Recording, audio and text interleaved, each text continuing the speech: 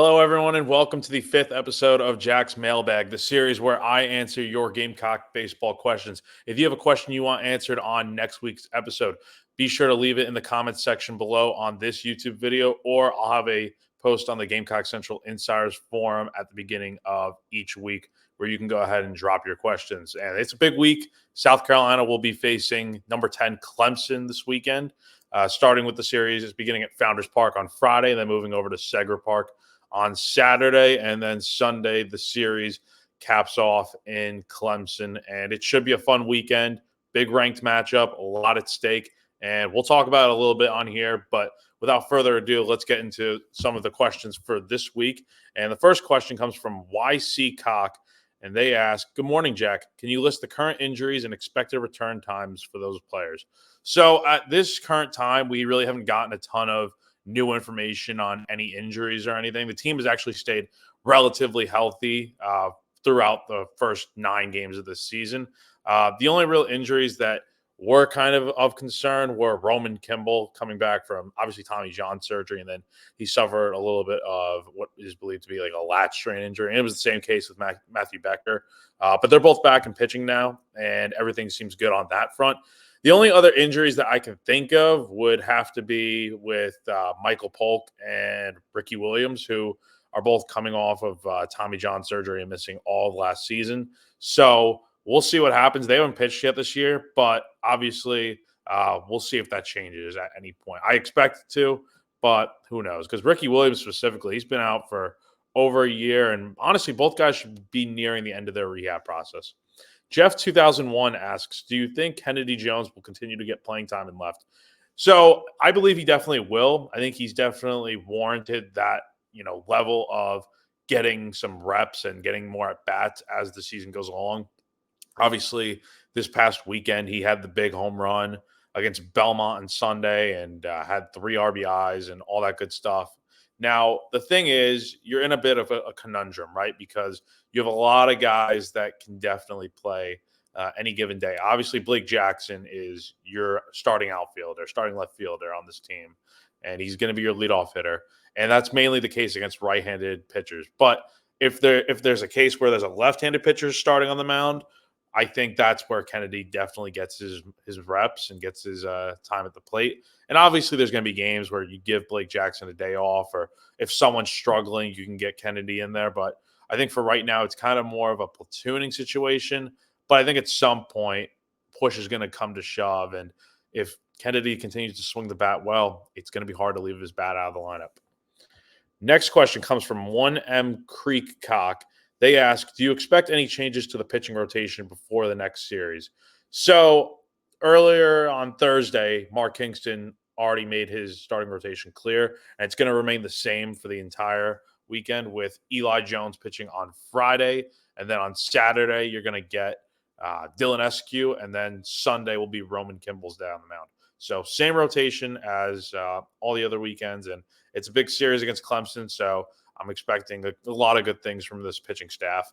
But with that said, when Joe and I earlier this week on foul balls, we were talking about this type of situation, and honestly, I kind of thought maybe they'd make a switch and give Matthew Becker the ball in place of maybe like Dylan Eskew, but obviously that's not the case, and you're leaving Eskew out there instead. I think he's due for a bounce back start. I thought his stuff was really good through the early stages of that Saturday start versus Belmont, and then it definitely fell apart. But there's no reason to believe, with another big game at stake here, third start of the year for him, as these starts continue to come for Eskew, he's definitely going to be fine. And then Jones and Kimble, I definitely expect them to continue to progress. Next question comes from Cherokee73. They ask, "Jack, is there any chance that Jordan Carrion becomes eligible this year? Would be nice to have another option at shortstop." Yeah, you're definitely right. It would be nice to have another option out there. But I actually asked Mark about this the other day, Mark Kingston, that is, and he basically just said the same thing as every other time he's been asked about it, is that the team's still waiting to hear back from the NCAA about the case. And just seeing that he hasn't played at all this season just shows you that he's probably not playing anytime soon, maybe not at all this season. But either way, I think They've got Will Tippett and Lee Ellis over there to kind of man down that position, and obviously you'd like to have Jordan Carry on out there. That's a guy that's been around for a little bit now, but you just have to make it seem like you have to plan for the future and just go into it thinking, okay, he's probably not going to play at all this season right now, so just work with what you got and go from there. Washington Cock asks, Jack, SIAP, but we appear to be really struggling at the shortstop position. Do you think he is just mirrored in a hitting slump? His on base percentage is third lowest among the starters, and his 10 strikeouts and 21 at bats leads the team, while his batting average is an alarming 143. Thanks. So, just in case you guys couldn't pick up on it, that question was referring to Will Tippett, who is the starting shortstop for South Carolina right now. Yeah, he's been struggling at the plate. I think, I've been a little critical of the way he's been swinging the bat. And I mean, let's just be kind of frank, guys. Is it really that big of a surprise? Because, I mean, yeah, there was talk about how much he improved during the offseason and stuff. And you saw him swing the bat pretty well during the fall. But when it came to the spring in those scrimmages, he was definitely struggling a little bit outside of the one home run that he hit. And then it's kind of carried into this season. So his bat has been really underwhelming, in my opinion. Granted, he was actually leading the team in RBIs at one point, which was kind of surprising. But other than that, his bat really hasn't been anything that impressive. But with that said, I think his defense has been really solid over there at shortstop. You hear guys like Eddie Copper earlier this week talking about how Tippett's shortstop, abilities on defense have been really sharp, and anything that gets hit on the left side of the infield with Tippett and Talmadge Leakroy, it's getting fielded and pretty much 100% of the time, which is a really good thing that you hear about a guy's defense. So that in itself is more than enough reason for him to continue to be the shortstop for this team, because it's not all about offense at the end of the day, right? I mean, there's going to be guys in this lineup that struggle a little bit, and Tippett's been no exception to that. But I think there are enough pieces throughout the rest of the lineup that can kind of make up for where someone struggles. And then you have to think about it this way: if Tippett does get on base, he's always a threat to run. That is the one thing about him, is his speed. He can be a difference maker. And I think I'll get into this with the next question, because there's another question about Tippett. But his speed is definitely another reason why he's continuing to, play right now. And I think another thing that, Mark Kingston hasn't specifically talked about Tippett specifically like this, but I don't think he's going to give up on guys this quickly, right? He didn't with Gavin Cassis when he was struggling, and look how that's kind of turning out lately. And I think with Tippett, it's as the weather heats up, maybe. And don't forget, Tippett was a guy that actually had some pretty good moments last year at the plate. We remember that huge home run he hit against Auburn last year to kind of propel South Carolina to a big, win to end the series last year against those guys. And I mean, he was also a starter during the postseason run all the way through the super regionals. So he's also got the experience factor. So I think there are more than enough pros to outweigh the con of his offense. So Love My Gamecocks asks, with Will Tippett being in a bad slump, why aren't our hitting coaches trying to have him drag bump more, especially with his speed? And there's a whole nother portion of the question, but it's kind of just a statement at that. So I'm not really going to just repeat what I just said with what I said before about Tippett. But however, I will say, and this is where I was really going to get into his speed a little more. He does have the ability to drag bunt, like the question asks, and he can definitely be a guy that lays down a bunt and moves a runner over, or even reaches in some scenarios. Right? That's how quick he is, and I definitely think that's a big part of his game. And that's honestly where he can find ways to get on base and create some havoc on the base paths. I mean, look, he's not going to be a home run threat. He's not a big hitter, but considering he's the 9-hole hitter in this order, you want him to find some way to be productive offensively speaking. And if it's through bunting and moving guys into scoring position and occasionally getting on base, I think that's pretty good. But at the same time, you can't have him bunting in every situation, right? Because you're going to be in spots where, look, I mean, it could be bottom of the ninth, 2 outs, and you have a runner at first or something, and Tippett's the go-ahead run at the plate. He needs to hit, right? You're not bunting in that situation unless he's like a Carl Crawford type of fast speed. But for right now, I think there's a lot of time left in the season to kind of work through this issue and resolve it before it gets kind of too late. Papa DeLuca says, "What has Kimble's velocity been these first couple starts?" I ask because I think the gun we see on TV has always been slow.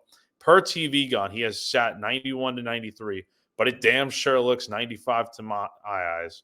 Yeah, I think Kimble has been sitting around that 91 to 93 mile per hour range, like you said.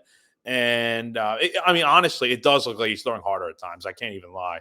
I had heard in the preseason through some of his outings that he had actually been throwing like around that 95 range and 94.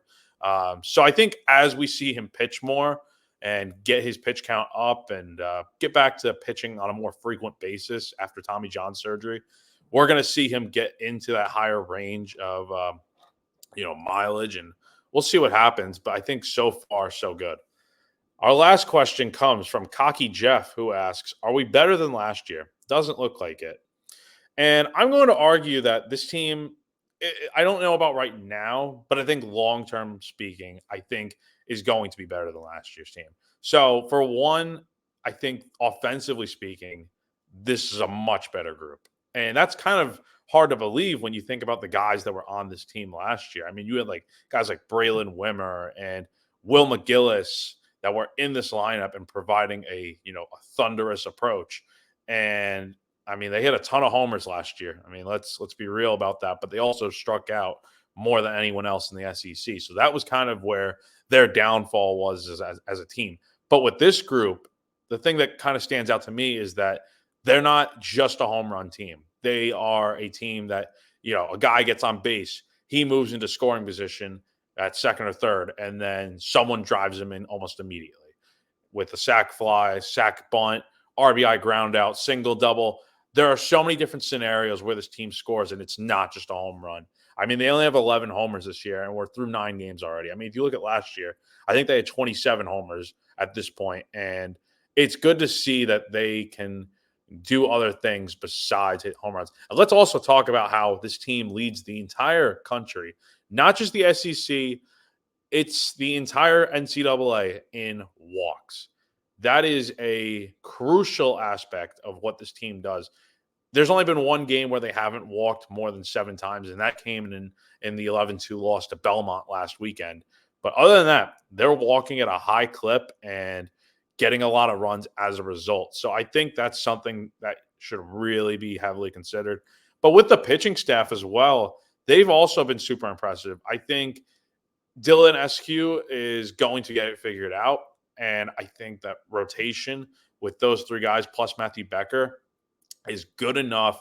Maybe not as good as last year, but considering all these guys are healthy right now, I think it's good enough to get you at least back to the super regionals and potentially to Omaha if you play your cards right. But with the rest of the pitching staff, I think the bullpen has been pretty solid, and the guys that you're throwing in there. I mean, look at Eddie Copper, for example.